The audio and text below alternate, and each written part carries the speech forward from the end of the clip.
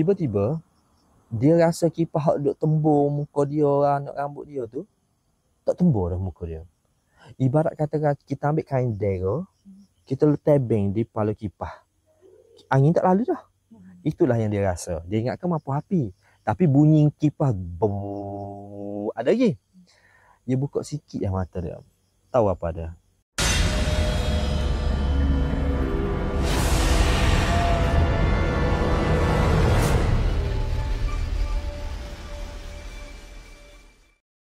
Assalamualaikum, masih lagi dalam rancangan Kongsi Seram dan masih juga lagi bersama dengan tetamu istimewa kita, Aika Umairah, cikgu yang sudah bergelar Cikgu Tadika selama 2 tahun.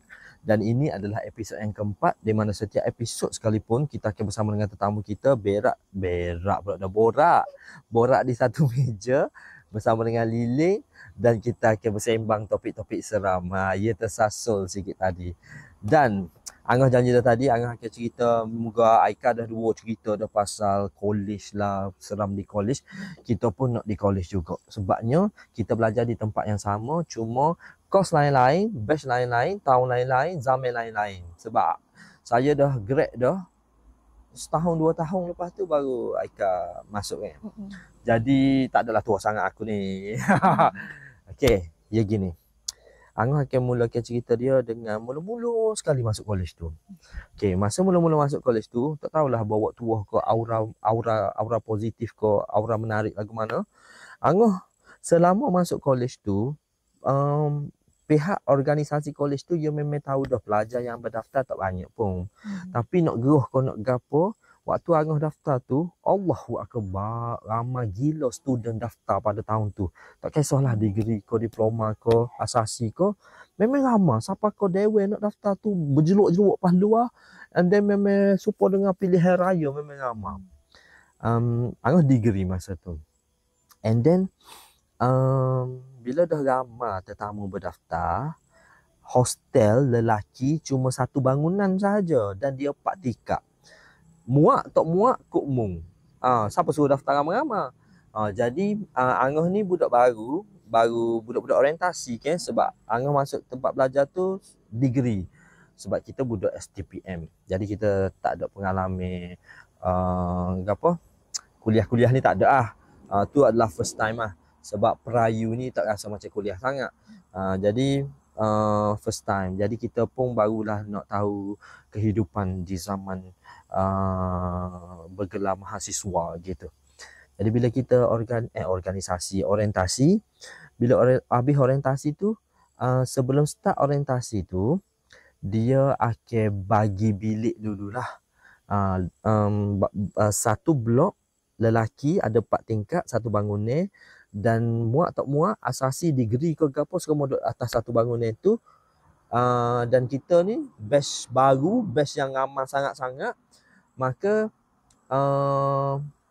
tak tahulah apa baik hati ke lagu mana warden tu, dia letak mostly budak-budak baru berdaftar semua duduk tingkat G, tingkat bawah kali. Jadi bila duduk tingkat G, tingkat bawah kali, Angah ada juga cerita-cerita masa orientasi seram tu, tapi kita pergi situ dululah. Okey, semua dia letak dalam tingkat G belakang. Memang kita tak biasa duduk asrama yang lama. Maksudnya kalau setakat duduk asrama untuk camp-camp tu adalah, tapi kalau macam kita masuk U ni, kita akan duduk asrama hostel yang untuk tempoh yang lama lah, so bersem-sem.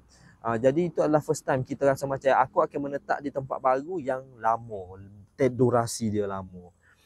Jadi bila ditempatkan di tingkat G tu, tingkat bawah kali, ground, jadi kita rasa macam tak payah naik tangga, sedap.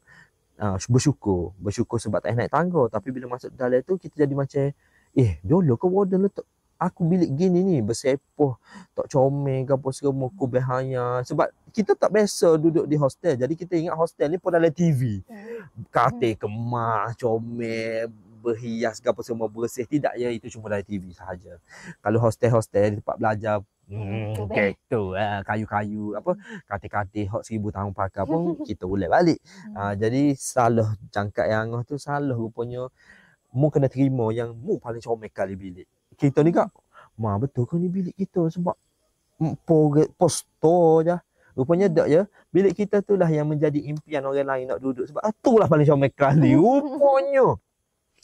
Okey, jadi tak apalah. Moga kita gerak-gerak tengok blok orang lain pun popular juga. Tak ada bilik comel rupanya. Baru nak pergi jumpa warden kata nak tukar bilik. Padahal tu paling comel kali. Okey, mampu aku kalau orang tahu aku belajar mana. Okey, lepas tu bila nak habis orientasi, sebab biasanya orientasi je seminggu lah.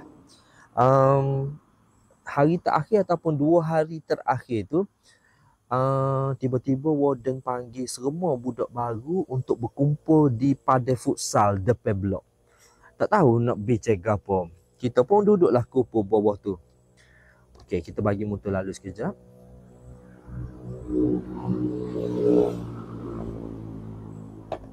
Dia panggil budak-budak untuk kumpul dekat ground floor tu. Mungkin dia ada taklimat ke apa. Rupa-rupanya tidak ya. Dia nak bagi satu pengumuman yang memang di situlah permulaannya kehidupan Angah diselubungi benda-benda seram. Sebabnya ada senior yang ngadu ke warden, dia kata, "Oh, apa budak baru boleh duduk bawahnya? Kita orang lama senior ni kena naik tangga, turun naik nak pergi kelas. Dia budak baru masuk tak payah naik tangga, boleh duduk tingkat bawah kali. Mana aci?" Allah, enggak aku tak. Lepas tu kita budak baru yang duduk orientasi ni, tak apalah, akur. Kita pun akur. Bila kita akur ni, kenalah sipeh-sipeh mula kipah lah gapo kita. Cadar-cadar siap pasal pun kena lipat mula. Budak baru. Jadi kita pun duduklah di tingkat 2. Tingkat 2 ni adalah bilik yang baru dibuka selepas 15 tahun dah tak buka. Buka buat gapo sebab pelajar tak ramai. Tiba-tiba batch kita pelajar ramai. Jadi warden pun buka lah bilik yang 15 tahun dah tak buka. Masa Angah dengan sayang-sayang Angah masuk dalam bilik tu, ya macam kau ya tadilah, satu bilik ya ada 3 bilik kecil. Jadi kita orang tak boleh nak penuhkan ketiga-tiga bilik tu sebab satu bilik tu dilarang. Bilik nombor 2. So yang dibenarkan cuma bilik 1 dengan bilik 3. Bilik nombor 2 tidak dibenarkan. Tidak dibenarkan sebab apa? Sebab tak tahu ya tak ya sebab, cuma nelo di bilik 2 tu tak ada. Dan pintu besar di bilik 2 tu pun tak ada. So bila kita nak lalu nak pergi tandas, kita wajib lalu di bilik nombor 2. Jadi bayangkan kalau ribut kau angin kuat ke tak. Gitu angin masuk dalam bilik 2 tu. Bila kita pusing, kita akan nampak pintu bilik dan juga pintu nelo dia betul-betul straight pas tanah lalu boleh nampak straight tu. Jadi bila kita nak pergi tandas, kalau kita pusingkan boleh nampak dalam bilik 2 tu ada gapo. Dia tak ada pintu nak tutup orang kan. Jadi bayangkan kita budak baru tak kenal sangat selok belok kolej tu, tiba-tiba kita kena duduk dalam satu rumah yang 15 tahun dah tak buka. Lepas tu 2 bilik yang boleh pakai, satu bilik lagi biar kau duduk gitu ya. Tandas tak soyak kadek air dia tu deh. Okey. Masa kita orang ditempatkan dalam bilik tu, senior jiran-jiran blok-blok tepi tu semua kejut belaka. Apa warden buka bilik ni? Apa warden buka bilik ni? Bilik ni kalau aku nak pergi kuliah, aku rela naik tangga pergi lalu kot lain daripada aku lalu kot bilik sekmu ni. Apa warden buka bilik sekmu ni? 15 tahun tu ni. Senior mari duduk kumpul malam-malam nak berkongsi ke adik-adik lah sejarah bilik tu. Kita ni debat-debat juga, tapi nak lagu mana muka kita budak baru tak boleh nak lawan dah lah muka warden bos situ kat bos situ. Tapi ada jugalah muka Angah ni jenis keras pedas. Kita call pihak atas lagi pada hak duduk dalam kolej tu, atas lagi hak mengelola kolej tu. Anjing. Guana demo letak kawan dalam bilik tu. Guana demo kawan bayar kolej demo. Guana demo bubuh kawan dalam bilik-bilik lagu ni. Kita berurusan atas surat menyurat apa semua sampai kau pihak kolej tu merayu supaya janganlah report kau Datuk. Reportlah kau kami bahagian pengurusan. Tak ya, sorry. Sudah tu biar lain. Tak boleh ada lagi perasaan. Tak demo je. Okey, biar tu cerita lain. Nak ayatnya kita ni tak boleh orang memperlakukan kita lagu tu. Tapi kita nak cerita-cerita seram. Jadi hak lain tu tak tepi. Okey. So kita pun akurlah duduk dalam bilik tu. Muka Datuk dengan Datin pun turun pun tengok-tengok, nanti kami usahakan. Habis lah Sam, usahakan. Tak aku tak apa. Lepas tu malam pertama kita orang tidur dalam keadaan yang tak ada nak ngemah lagi lah. Moga warden ni dia royak malam tu suruh pindah malam tu lalu. Kita esok nak start kelas baru, first day kuliah selepas habis orientasi. Jadi tak adalah nak pasal-pasal cadar ko gapo ko nak kemah-kemah sesawe ko tika-tika gapo semua kata-kata kita tak ada susun molek lagi dengan sawe dengan sari labo penuh tak ada nak nyipek gapo belulu-lulu tepatnya. Muka 15 tahun tinggal kan. Memang tak boleh tidur dalam bilik sebabnya banyak sangat sawe sebab kita asma bersing-bersing. Lepas tu kita pun tidur berjelepok ramai-ramai dekat living room tu kan, ruang tamu tu tak. Ramai-ramai mu tidur paling kok ni, aku kok ni. Ada sign kita tidur tu sebab kipas dekat ruang tamu tak jadi guys. Jadi kita kena pakai angah ada kipas pendek. Kita 1 2 3 musim ada 3 daun. Okey, kita pasal situ tak atas latar. Tidur berjelepok atas latar. Siapa kena, siapa tak kena kipas minta maaf. Jadi adalah satu sign ni, dia duduk dekat dengan kipas. Untunglah dia dapat kipas. Bila dia tidur tu, malah tak serumah orang tidur lena sebab tempat baru dan tak selesa, okey. Member ni lah, ni cerita ni dia bercerita balik esok, okey, dia yang kena. Okey.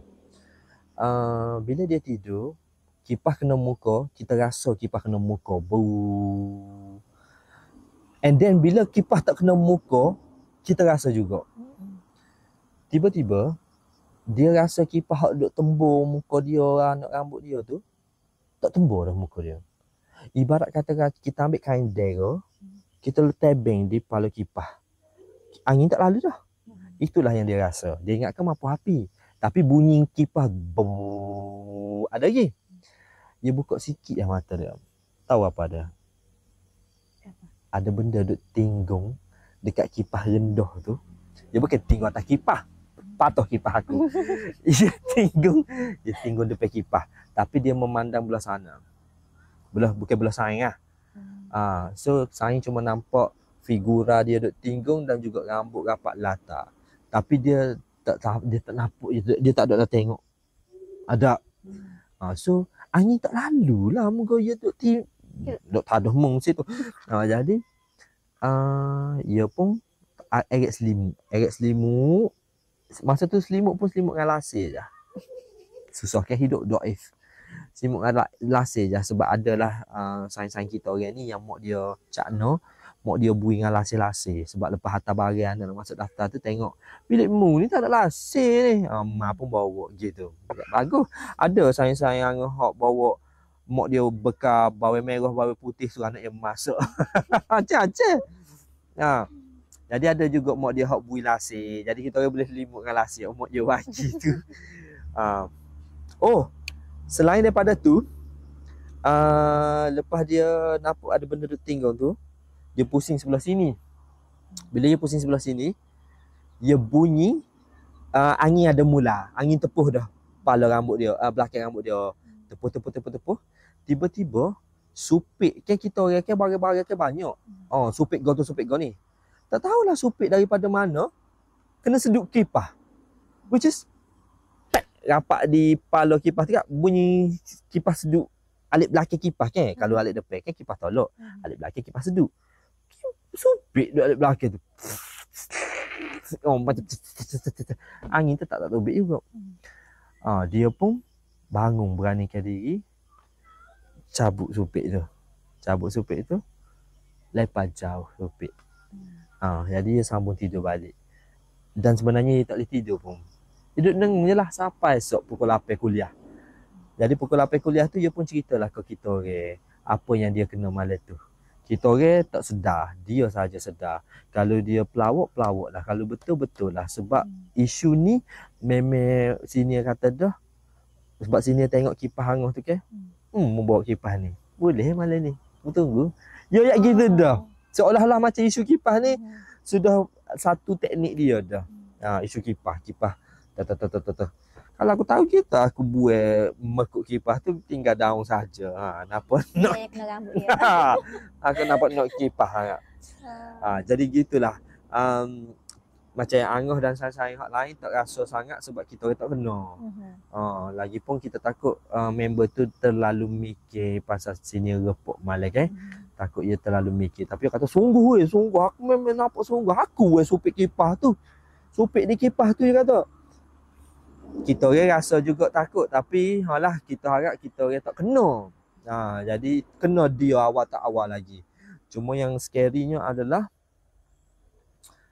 mula-mula 4 orang bilik 1, 4 orang bilik 3. 8 orang semua kali. Dalam satu semester sahaja kita orang duk bertarung dengan benda-benda seram ni. Seorang demi seorang minta tukar bilik. Hanya Angah dan 2 orang lagi bertahan duduk situ sampai habis semester. Hak lain duduk seminggu, aku nak tukar bilik. Duduk 2 hari 3 hari tukar bilik. Ada hak baru macam separuh semester tukar bilik. Kita orang takut dah sebab tinggal kita 3 orang je ni. Cikgu jangan minta tukar bilik pula. Nak habis dah sem, tunggu je lah. So daripada boleh ada nail daripada 8 orang tinggal nail daripada ni. Moga bilik dia, contohnya bilik dia tinggal je seorang je, hak lain minta tukar belakang. Ajak masuk tidur bilik kita. Tu tidur bilik kita pula. Aku tak boleh. Tubik. Kau lama kau sikit dalam bilik tu. Dalam rumah tu kau lama kau sikit. Dan Angah antara orang yang survive yang tak minta warden tukar bilik. Sebab Angah masih lagi duduk nelpon kau datuk dengan dating tu. Nak report ni pihak warden week kita bilik tak comel. Dah kali habis semester lagi tu dah. Dah kali semester lain, semester seterusnya Angah tukar rumah juga. Sebab tak ada saing dah.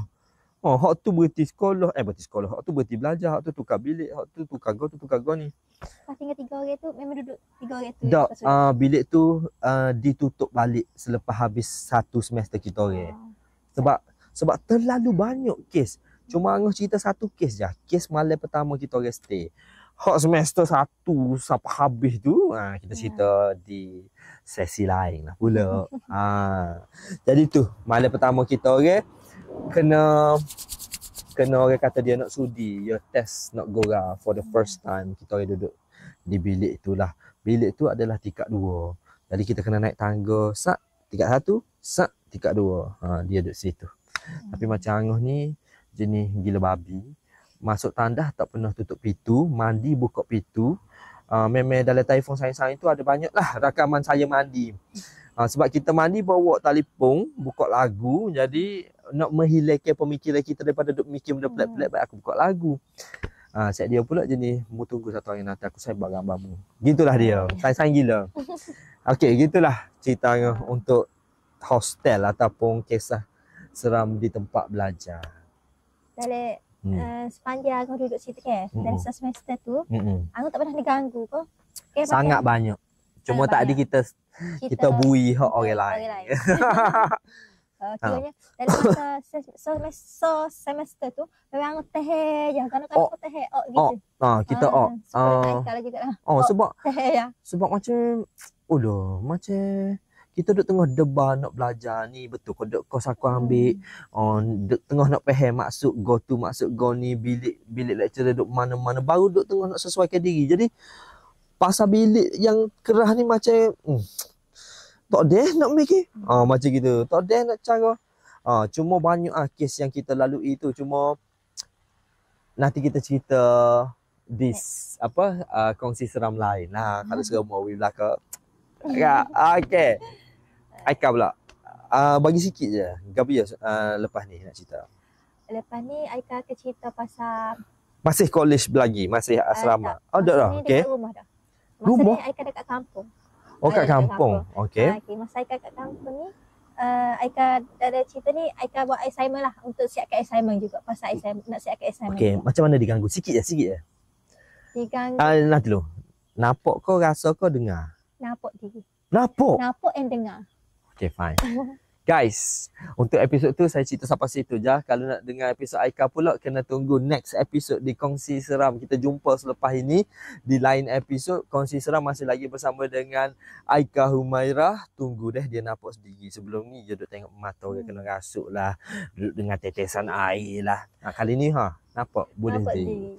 Okay guys, Assalamualaikum. Jumpa di next episod. Bye.